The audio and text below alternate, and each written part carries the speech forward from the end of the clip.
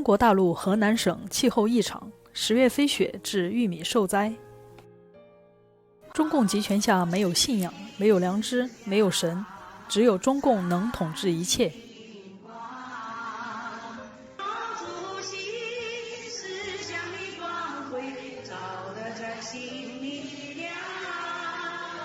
中共流氓暴力，残害百姓不分男女老幼，毫无怜悯之心。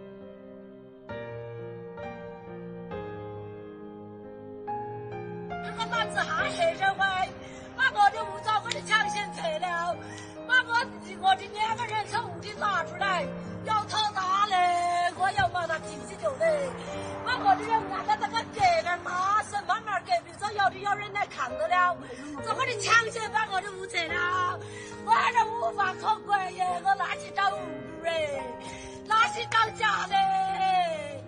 这社会正在社会外保持习惯还过。老祖先辛辛苦苦一滴血一滴汗给我们留下的房产，让我们继承的，现在共产党说是强行收就要收走，任何回复任何字据没有答复，他们就来了，任何证据不出示，过来锁房，看的衣服像是公安城管的吧，应该是平遥政府公安城管的吧，也没有任何法院的一些人出面。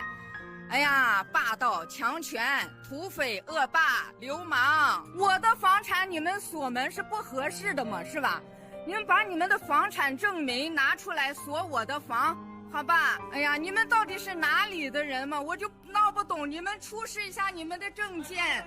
你们，你去外头吧，别让人家在院子里又打了你。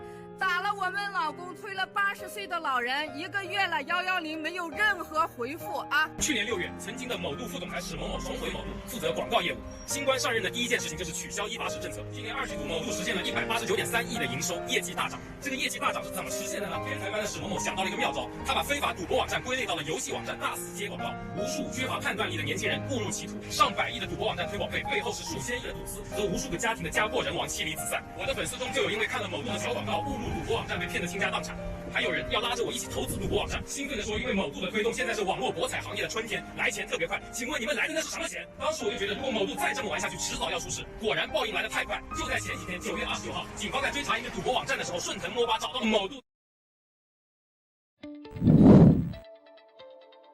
中共没收潮汕地区一座占地57亩豪宅。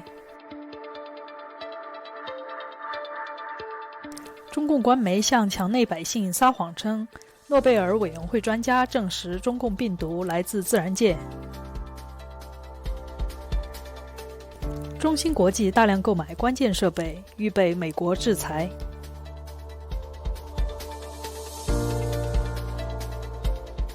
环球时报主编胡锡进将美国禁止共产党员移民妄想成美国送给了中共更多的人才。美台联手一致对抗中共党卫军军机。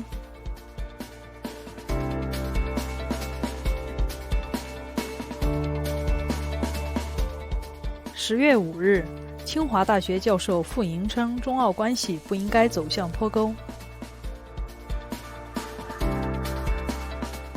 人民日报刊文称，中共国在联大上代表26个国家批评美国等西方国家侵犯人权。印度空军参谋长表达对中共战备状态。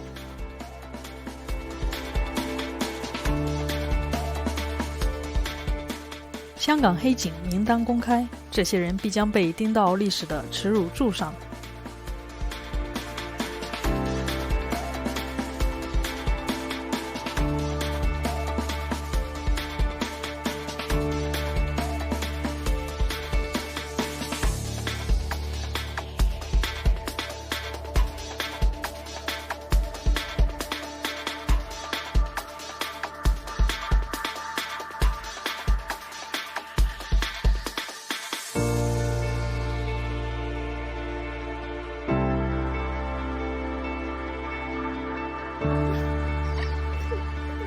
點解佢哋要翻嚟啊？我哋而家都好平安，因為呢度始終係香港嘅土地啊。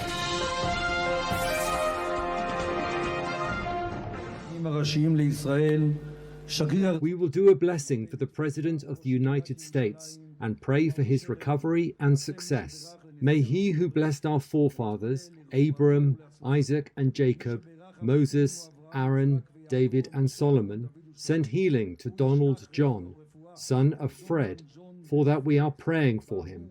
May the Holy Blessed One overflow with compassion for him, restore him, cure him, strengthen him, enliven him, and will send him full recovery from heaven to his entire body among the other patients of Israel, a recovery of the soul and of the body. Amen.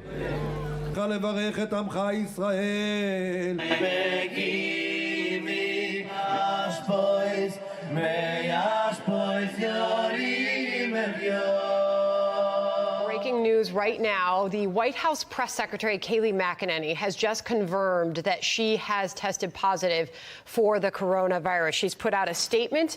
She says this: after testing negative consistently, including every day since Thursday, I tested positive for COVID-19 on Monday morning while experiencing no symptoms. No reporters, producers, or members of the press are listed as close contacts by the White House medical unit. Moreover, I definitely had no knowledge of Hope Hicks' diagnosis prior to holding a White House press briefing on Thursday. As an essential worker, I have worked diligently to provide needed information to the American people at this time, says Kayleigh McEnany. With my recent positive test, I will begin the quarantine process and will continue working on behalf of the American people remotely.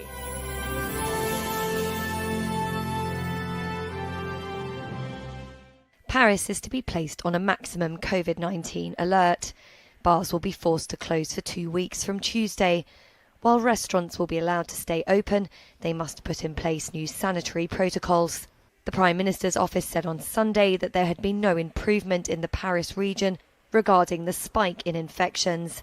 Parisians have been told that working from home should be prioritised now more than ever, and university lecture halls should be no more than half full. The director of the Île-de-France region's health agency, Aurélien Rousseau, said there were 203 active clusters in the region. Joining me right now is Trump Presidential Campaign Senior Advisor for Strategy, Steve Cortez. Steve, it's great to have you this morning. Thank you so much for being here. How's the president doing, Good morning. Steve? He's doing really, really well, and I say that for a couple of reasons, because there's so much obfuscation, unfortunately, by the media out there, which seems to almost wish that he weren't doing well. But here's the reality. We spoke to him. We, meaning the senior campaign leadership, spoke to him on Saturday.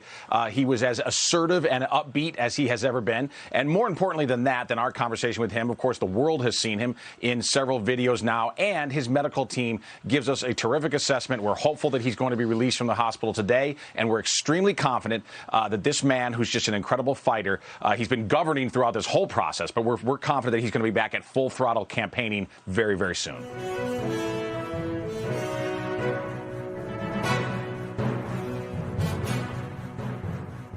Doctor, one of the things I appreciate is the fact that you point out that this is a CCP virus, that this came from communist China. And I was very touched last week at the UN when you saw Jair Bolsonaro spoke to the United Nations, and a large portion of his speech was about dealing with the coronavirus inside Brazil. He claimed that there was a global misinformation effort.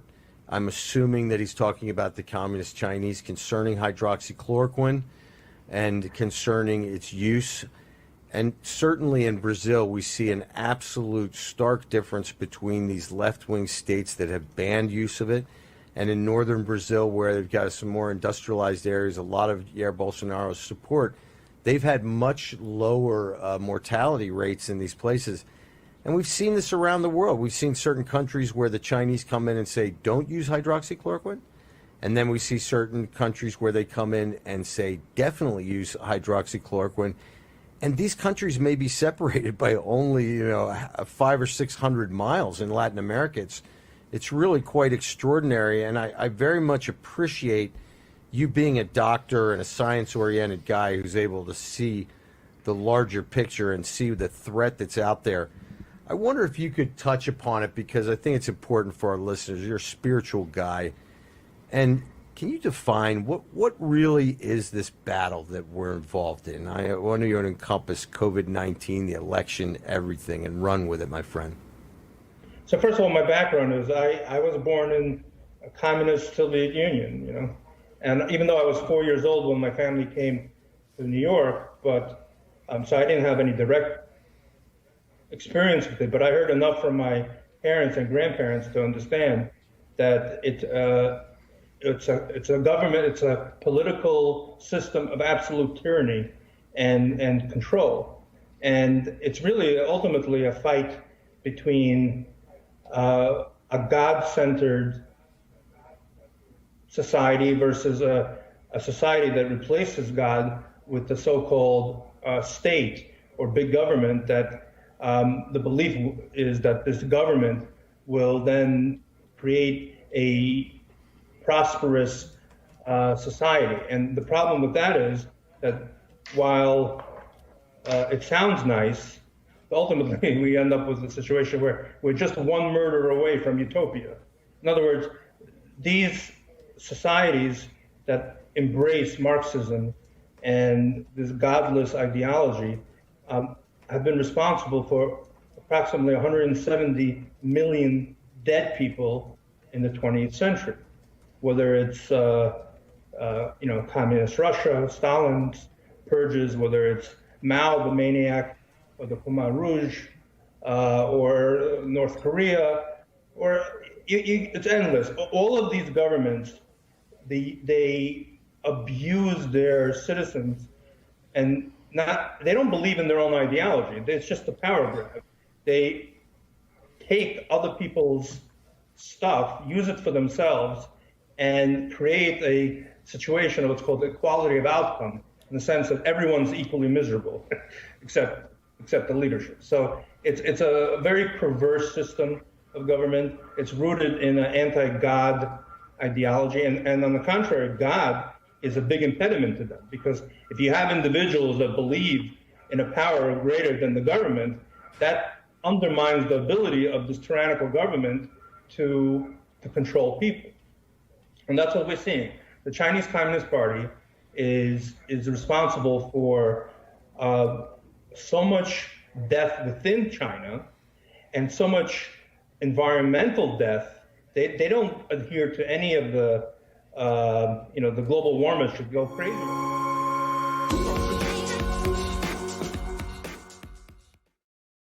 最终，西方的世界是讲法律的，最后的决定是在法庭上，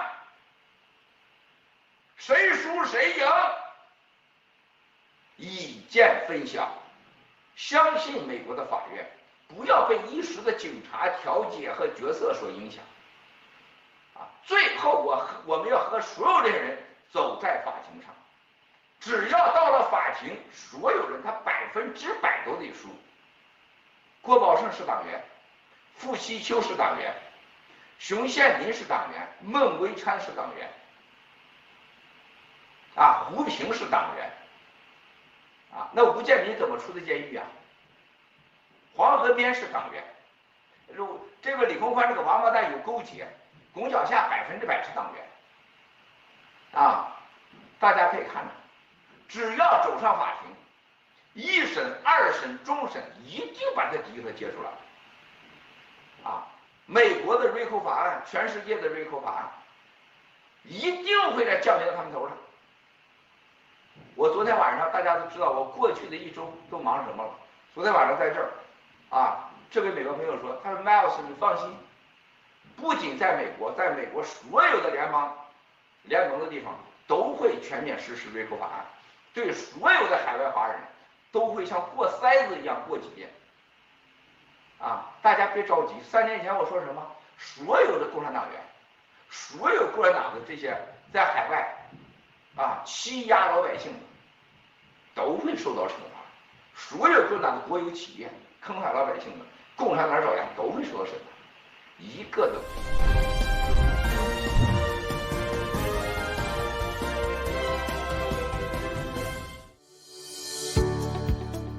川普总统回到白宫，美国的感染病例正在上升，在周五和周六每天报告超过5万例新病例。美国运输安全管理局有2000多名员工的病毒检测结果呈阳性。随着感染病例的增加，纽约市将在一些地区关闭学校。巴黎将被划为最高警戒区，这意味着酒吧将从周二起关闭。截止至周一，欧盟行政部门至少有159名员工的病毒检测呈阳性。欧盟开始对第2批候选疫苗进行审查。